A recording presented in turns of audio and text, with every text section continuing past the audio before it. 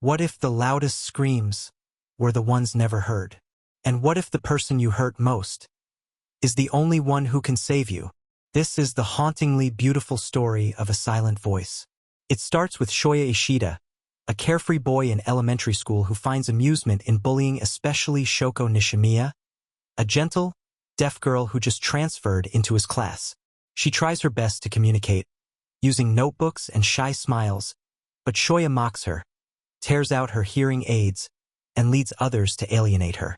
What begins as childish cruelty quickly escalates, until Shoko is forced to leave the school. And when she does, the bullying turns back on Shoya. Suddenly, he becomes the outcast. His friends turn on him. His laughter disappears. And for the next few years, Shoya walks through life with his head down counting days, blaming himself, convinced that he doesn't deserve to be alive.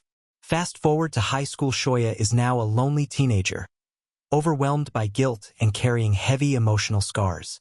He plans to end his life, even crosses the bridge to do so, but stops when he sees Shoko again, now older, just as kind, and still struggling to connect with the world.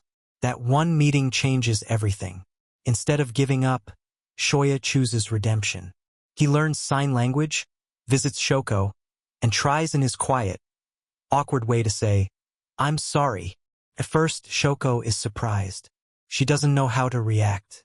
But slowly, they begin to rebuild a fragile connection.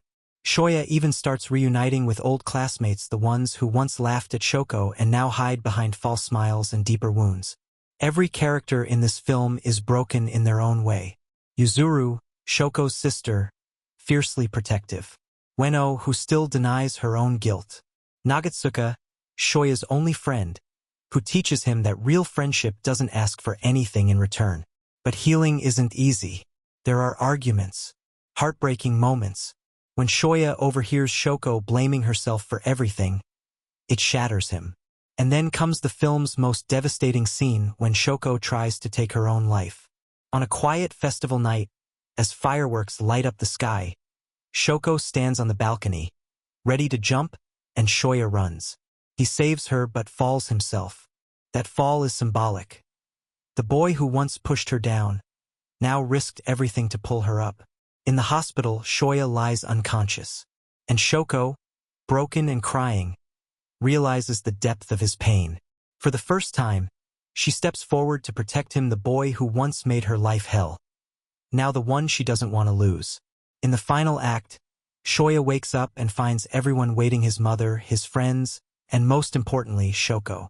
He apologizes, not just for the past, but for ever thinking he didn't deserve to live. The last scene is simple but powerful. At the school festival, surrounded by people, Shoya removes his headphones, a metaphor for the emotional walls he built.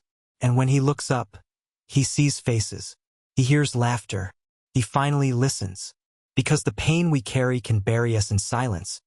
But when someone reaches into that silence and says, "You matter," that's when healing begins.